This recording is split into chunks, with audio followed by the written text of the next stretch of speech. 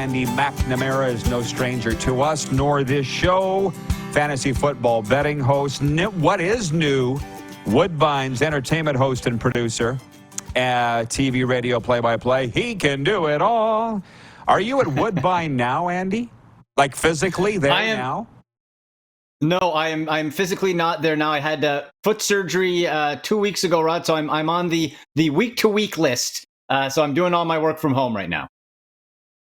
Okay, good stuff. Well, they are wonderful, wonderful people at Woodbine, as you know, as well as anybody. So congratulations on that posting. And we have to bring you back and talk a little sports racing and betting. But I'll say this. Yeah. Your Browns, we brought you on to talk NFL. Your Browns at the Ravens this week. Every game now in that AFC North is a meat grinder. And I just added it up.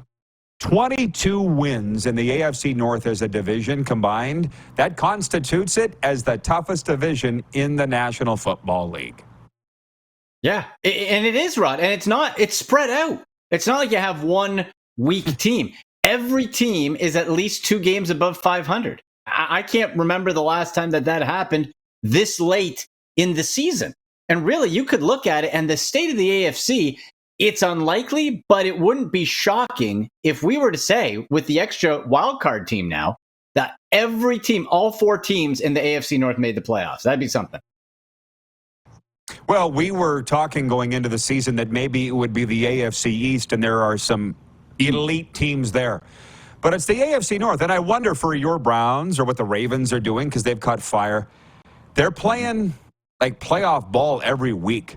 Do you think, and what are the fantasy numbers showing? Is it wearing guys out, or is it sharpening their knives, their swords for playoff time?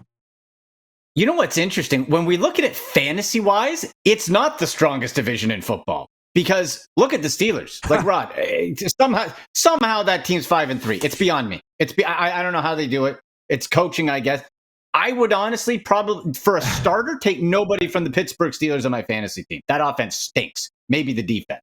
The Ravens, you got Lamar, but if you look fantasy-wise, now winning-wise, real life, good, very good. Fantasy-wise, he's had about 3 fantasy stinkers because the running game comes up. You get Mark Andrews in there, and it's a rotation of running backs. Zay Flowers doing a nice job as a rookie.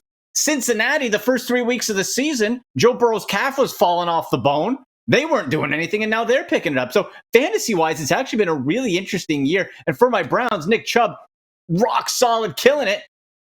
He tears the ACL, and Deshaun Watson's working his way back. The best producers on fantasy for the Browns are the kicker, Dustin Hopkins, and the defense right now.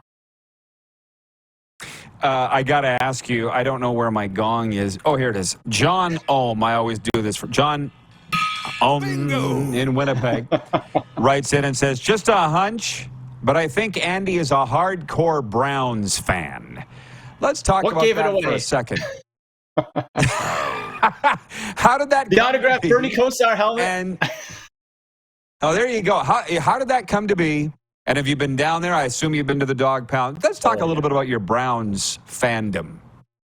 Oh, yeah, man. Yeah, I go down. My dad and I make an annual trip down every single year. We've been doing it since 2007. And I'm 3rd-generation Browns fan. So this was kind of born into me. By choice, probably wouldn't be my first pick with all the suffering that we've gone through.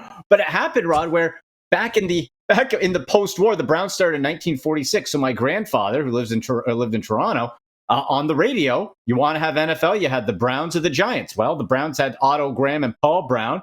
That was pretty easy. They were winning championships. Then for my dad, TV, this was before the Buffalo Bills came into existence. It was only the Browns or the Giants. So Browns, you had Jim Brown running wild. And then it got passed down to me, and I have had a less successful run as a fan so far.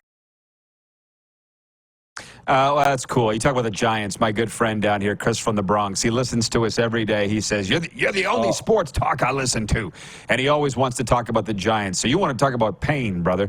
Right now, they're struggling. But historically, yes, it is the Cleveland Browns. And speaking of that, have you watched the Manziel documentary on Netflix? No, Ron, I won't. You know why? Because I lived it. I live with old money signs. And I know because...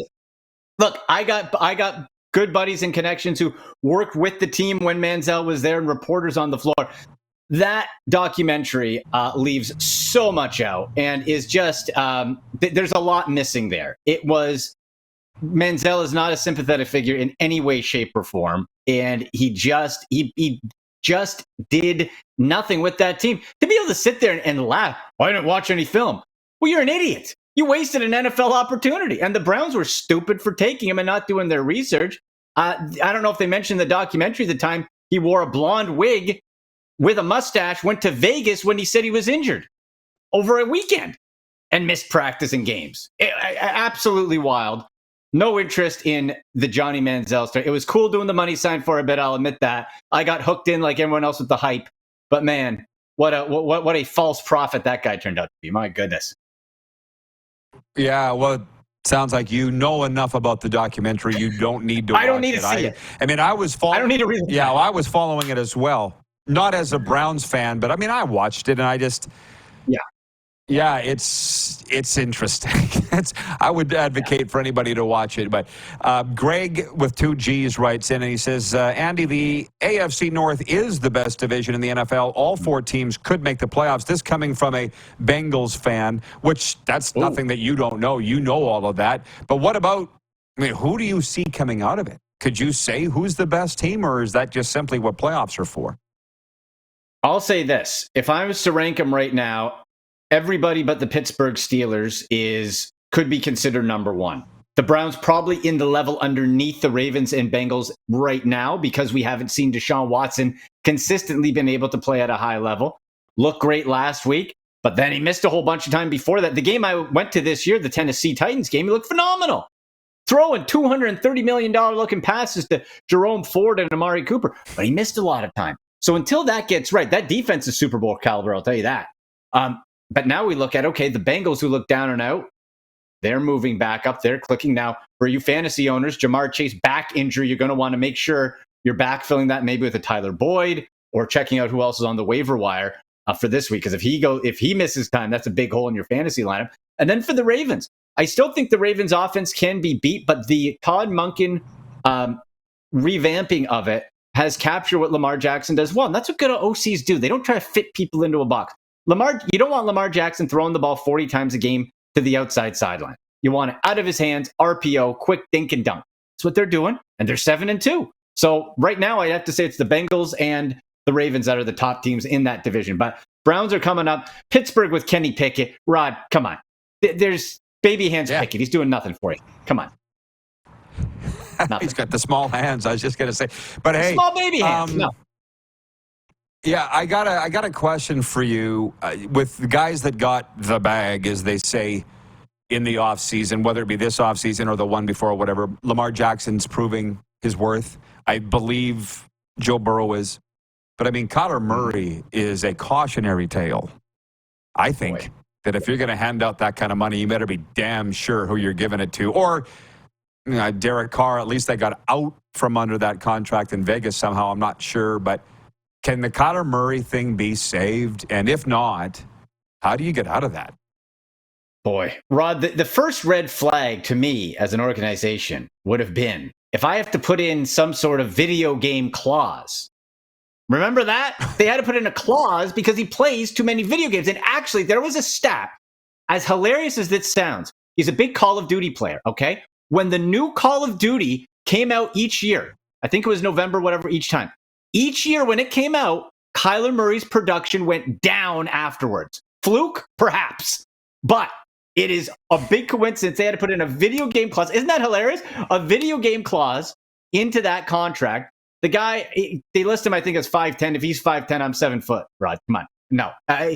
This is somebody who still has sort of like a half toe into baseball a little bit. And he just doesn't seem like he has what it takes long term to do it in the game, mainly because of size. The only real small quarterback who's made it under 6 feet at any sort of length of time has been Russell Wilson because he's safe with his body and, not doing too great now, but he's had a heck of a career. So you talk about that waste of money. They're going to draft a quarterback number 1, I'm sure. And how about, we just talked about the Giants, but how about Daniel Jones? Oh, that's not aging well either, is it? Ooh, it's sad. Very sad. For the year. You mentioned video, ACL.